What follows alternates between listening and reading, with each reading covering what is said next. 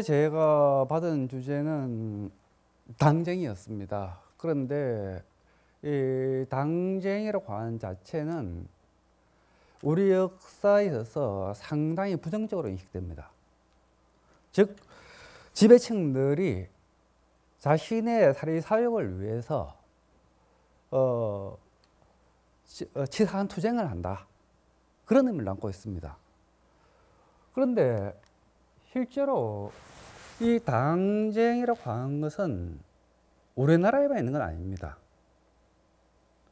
정치라고 하는 게 있는 한, 이 정치 권력을 잡기 위한 싸움은 항상 있을 수밖에 없습니다. 그리고 사람이라면은 항상 자기 생각이 있습니다. 그리고 어떤 것들이 좀 더 나나 또는 우리 집단, 우리 사회에 유리한 것인가 라고 하는 생각은 그거 누구나 갖고 있기 때문에 이러한 생각은 없을 수는 없는 겁니다. 영국에서의 정당 정치의 발전도 사실은 그 출발점은 우리 당정하고 비슷하다고 생각합니다. 단 20세기 초에 조선 왕조가 멸망하고 난 다음 일본은 조선을 지배하기 위해서 조선 왕조가 망하게 되는 이유가 뭐냐 라고 한 것을 설명을 해야 됩니다. 무조건 무력으로 빼앗았다 라고 이야기하는 것은 그 자신들의 정당성이 약할 수밖에 없거든요. 그렇기 때문에 일본은 학자들을 동원해서 몇 가지 주장을 내놓습니다. 반도성론, 타율성론, 붕당론, 당쟁론, 그런 것들을 내놓게 되는데 그 중에 하나가 바로 당쟁론입니다. 즉 지배층들이 자신의 사리 사욕을 위해서 싸웠기 때문에 조선 왕조가 멸망하게 됐다. 일본은 망한 조선을 가져간 것이다 라고 설명한 거예요. 그것 때문에 지금 우리 민족들의 사고방식에는 그러한 인식의 교육이 매우 강하게 깔려 있습니다. 그것 때문에 정치라고 하는 부분들에 있어서 싸운다고 하는 부분들에 대해서 아주 알레르기 반응을 일으키는 경우가 많습니다.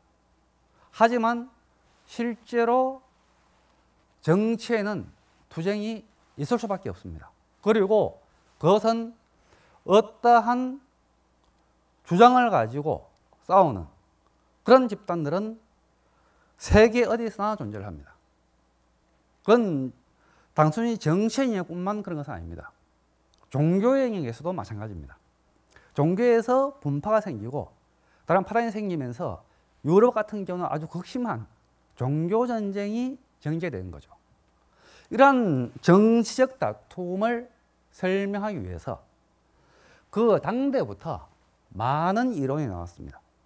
이익이라든가 이중환 이런 사람들에 대한 대해서 당쟁의 원인론에 대해서 많은 이야기가 나왔고 또 아까 말씀드렸듯이 분파성이 민족성 때문에 당쟁이라는 게 생겼고 그 때문에 조선이 망했다 라고 한 것이 일본의 관학자라고 보통 이야기하는 식민사학자들의 논의입니다.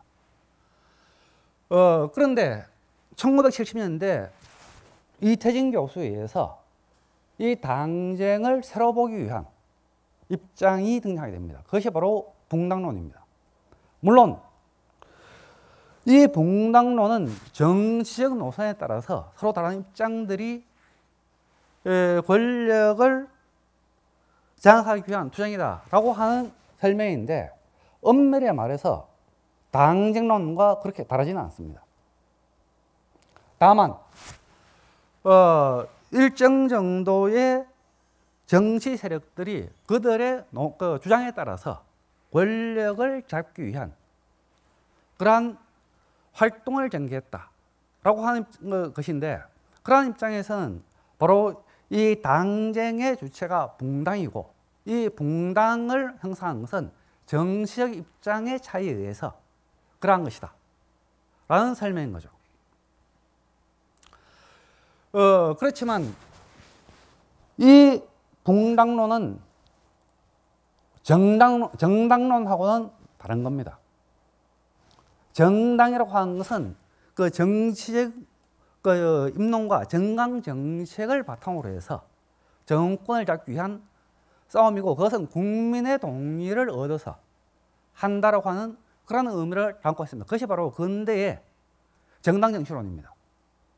하지만 붕당에 있어서 그 권력의 원천이 되는 것은 두 가지입니다. 하나가 국왕의 신임, 또 하나가 조선사회의 특수한 것인데 바로 공론을 어떻게 확보하느냐 문제입니다. 이 공론은 선비들인 사림들에 의해서 만들어지는 여론인 것입니다. 그런 이유 때문에 이 붕당론과 당정론은 우리 조선 후기의 정치를 설명하는 중요한 논거틀로 기능하고 있습니다. 그런데 우리가 지금 이야기하는 것은 단순히 붕당이 어떻게 만들어지느냐라고 하는 부분들, 우리가 동인서인으로 갈라져서 선조 8년에 동인서인으로 갈라지고 또 선조 후반기에 정여립의 난을 근거로 해서 남인 북인이 갈라진다 라고 하는 부분들은 다 우리가 국사교과서나 역사책을 보면 다 나옵니다. 그런데 여기서 하나 중요한 부분들은 뭐냐 하면 선조 8년에 있었던 동서분당 최초의 분당이라고 하는 것은 바로 그 당시의 시대적 과제를 어떻게 보느냐 라는 문제하고 관련이 있습니다. 즉 당시의 사림들, 선비들이 생각했던 가장 중요한 문제는 다른 것이 아니라 구시대 청산 문제입니다.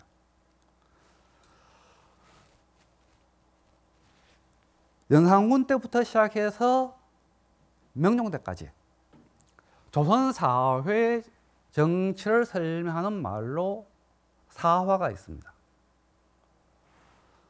무오사화, 갑자사화, 기묘사화, 을사사화 해서 보통 4대 사화라고 이야기하죠. 이 4대 사화는 권력을 잡고 있던 권귀들, 훈구 세력들에 의해서 사람들이 피해를 본 사건입니다. 그런데 왜 피해를 받느냐? 계속 사람들이 문제 제기를 했기 때문입니다. 어떤 문제 제기냐? 권력이 집중하면서 경제력이라든가 또는 신문적인 문제, 농장을 설치함으로 인해서 노비들의 인구가 급격하게 증가하는 등 여러 가지 문제를 이야기하게 됩니다. 이러한 문제에 대해서 선비들은 비판하게 되고 그에 대한 반작용으로 국왕이나 훈구들은 이 사람들을 숙청하게 됩니다. 그것이 바로 사화입니다. 이러한 흐름들은 점차적으로 사림의 성량이라고 하는 그런 역사적 흐름과 맥을 같이 합니다. 그런데 문정왕후가 죽고 명종이 죽는 1560년대의 그 사건 이후 사림은 이제 정치의 주체 세력으로 등장하게 됩니다. 물론 정치의 주체 세력으로 등장했다고 해서 이들이 모든 권력을 장악한 것은 아닙니다. 단 이제 그들의 목소리를 집단적으로 발산할 수 있는 시기를 만들게 된 거죠. 이러한 상황에서 사람들은 구시대 청산을 요구를 하게 됩니다. 그것은 바로 명종 때의 권력을 잡았거나 또는 명종대의 권력에 가까이 있었던 사람들, 그리고 그 당시 모든 비리의 중심 세력이라고 했던 외척들에 대한 숙청과 재평가를 요구를 하게 된 겁니다. 그런 과정에서 선조 8년의 동서분당은 바로 명종대의 정치를 어떻게 인식하냐에 따라서 두 세력이 갈라지게 됩니다. 그것이 바로 동인과 서인의 분당인데, 물론 이러한 과정에서 학자에 따라서는 상당 정도 차이는 있긴 합니다만은 일반적으로 동인은 척신 정치에 대해서 매우 부정적인 입장을 표방하고 전폭적인 숙청을 주장하는 세력. 서인은 핵심적인 사람들만 빼고 나머지 세력은 보호하자는 그런 입장들입니다. 그것은 바로 동서분당에 있어서 가장 중요한 문제가 구시대 정치를 어떻게 평가하고 이해하느냐라는 문제와 관련이 있다라는 이야기입니다.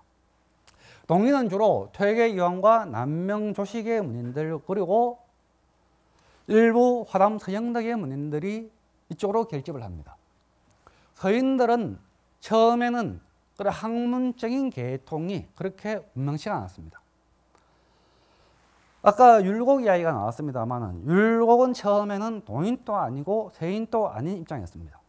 그러면서 사림 전체의 통합을 주장했던 사람입니다. 하지만 강령파였던 동인 세력들의 논의가 격화됨에 따라서 이제 동인 세력을 누르기 위해서 조제 보함론을 하는 보함론을 주장하게 됩니다. 이것이 받아들이지 않게 되자 율곡 스스로 서인으로 좌정하게 됩니다. 그러면서 이제 동과 서의 분당이 전개가 되는데, 이것은 동서분당에서 가장 큰 문제점이 되는 것은 바로 지연, 학연, 그리고 정치 노선이 결합했다는 점입니다.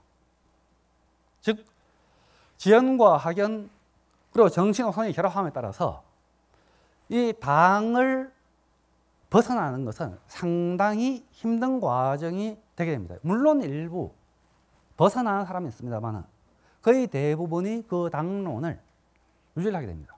그런 과정에서 사실은 통합이 될 수 있는 계기는 있었습니다.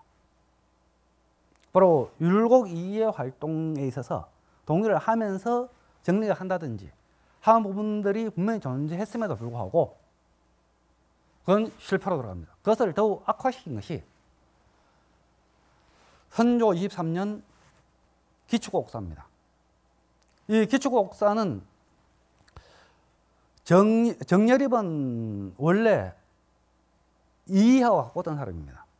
이이하고 가까웠던 사람인데 이이가 죽고 난 다음 동인 쪽으로 가다 말래요. 그런데 이 사람이 정치적으로 조금 미묘한 입장을 취하면서 선조의 움직임에 대해서 상당 정도 불만을 가지게 됩니다. 그런 문제로 말미암아서 정여립은 쫓겨나게 되는데, 이 쫓겨난 정여립이 영모를 도모한다고 해서 크게 사건이 벌어지게 되는데, 그것이 바로 기축곡사입니다. 당시 위관을 맡았던 정철은 반대당이었던 동인 세력들에 대해서 극심한 탄압을 가하게 됩니다. 물론 여기에 대해서 동인 입장에서 있는 사람들하고 서인 입장에서 있는 사람들하고 입장이 서로 다릅니다. 특히나 그 중요한 것이 최은경의 죽음인데, 이 최은경의 죽음에 대해서는 서로 다른 이야기를 합니다. 그냥 옥살해버렸거든요. 이 정여립 최은경을 죽게 놔둔 사람이 누구냐 또는 죽인 사람이 누구냐라는 문제가 벌어지게 된 거고, 그 과정에서 이 동인과 서인의 감정은 매우 악화될 수밖에 없습니다. 이러한 문제점들에다가 또 이 기축곡사를 계기로 해서 동인 쪽의 세력들이 엄청나게 많이 쫓겨나게 됩니다. 선조 23년이면 임진왜란이 일어나기 2년 전입니다. 임진왜란에 있어서 상당한 정도 동인과 서인의 당파 싸움이 문제된다라는 이야기도 많이 합니다만, 실제로 그 기축곡사의 정리 과정에서 여러모로 큰 사건들이 많았기 때문에 제대로 이걸 유지를 할 수 없었던 거예요. 결국 이 기축곡사를 계기로 해서 동인과 서인은 분열됩니다. 그리고 기축곡사가 끝나고 난 다음 기축곡사를 담당했던 정철이라든가 그런 서인계 유관들에 대해서 평가 문제를 두고 남인과 북인이 서로 대립하게 됩니다. 퇴계 문인들을 중심으로 한 남인 집단, 그리고 정인홍이라든가 남명 조식을 중심으로 한 북인 집단, 이 사이에 상당 정도 갈등이 전개되었는데, 그런 과정에서 이 학파와 정파는 밀접하게 연결될 수밖에 없습니다. 그런 문제 때문에 있어서 이제 최영경의 죽음과 서인들에 대해서 쫓아낼 것이냐라는 문제 때문에 남인과 북인이 갈라지게 되는 거고, 남인은 이황의 문인들이 중심이 되고 북인은 조식의 문인들이 중심이 되게 됩니다. 그것은 이황의 문인들 또는 이황의 학문적인 태도 자체가 화합적인 그런 측면들이 좀 강합니다. 일단은 그 퇴계 같은 경우 인품을 바다와 같다는 평가를 많이 합니다.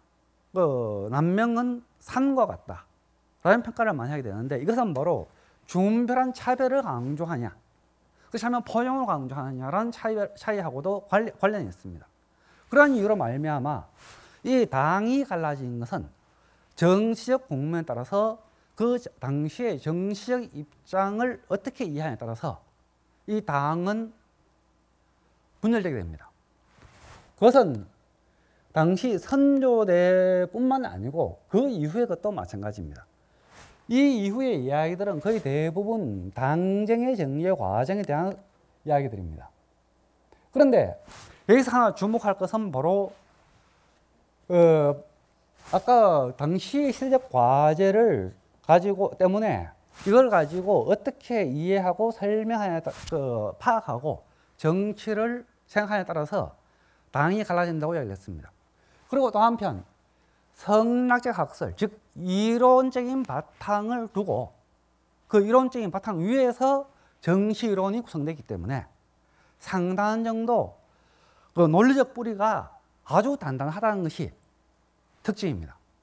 그런 과정에서 가장 큰 특징을 만드는 것이 인조대 이후에 등장했던 살림이라고 하는 존재입니다.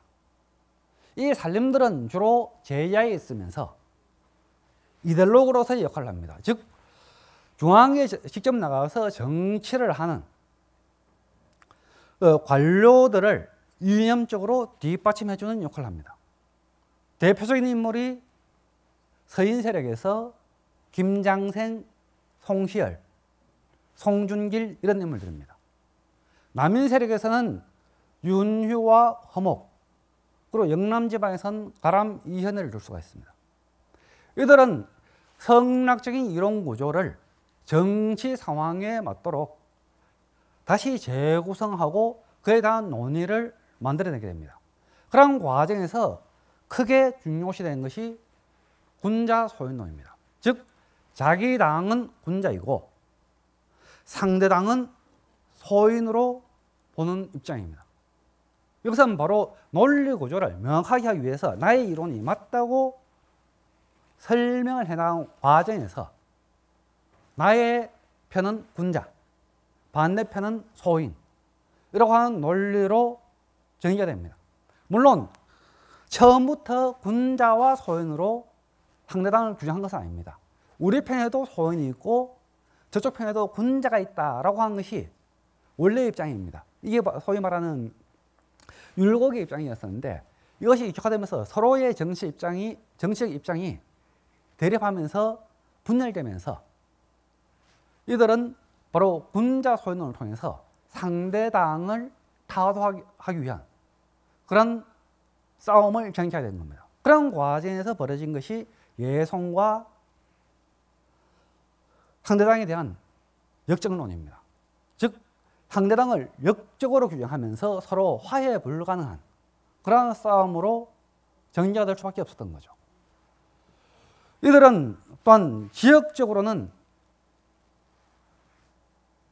충청도 황해도는 주로 서인 세력들, 그리고 경상도는 경상좌도 지역은 주로 남인들, 좌도 지역은 남인들, 경상우도 지역은 북인들이 그 세력권을 형성하고 있습니다.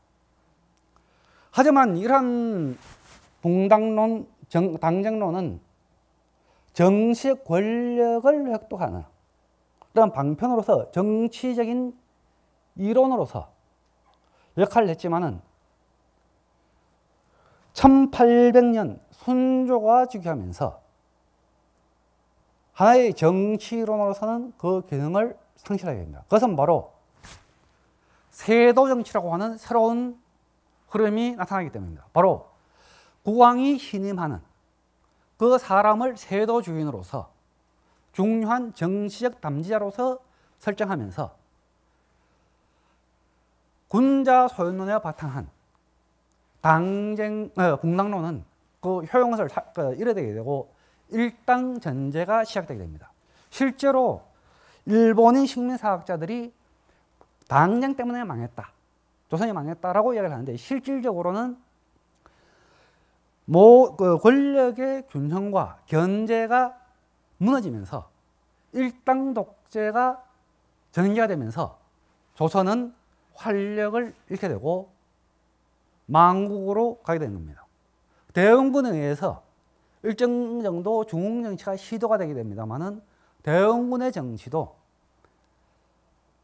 엄밀하게는 세도 정치에 기반한 그러한 정치였습니다. 그렇기 때문에 조선은 19세기 후반으로 가면서 새로운 흐름을 흡수하고 재창조하지 못하고 나라가 망하게 되는 그런 상황으로 전개되게 된 것입니다. 오늘 하고자 하는 이야기는 바로 이 정치와 당시의 지배층들이었던 선비들과 관련된 이야기들을 하기 위한 것이었는데,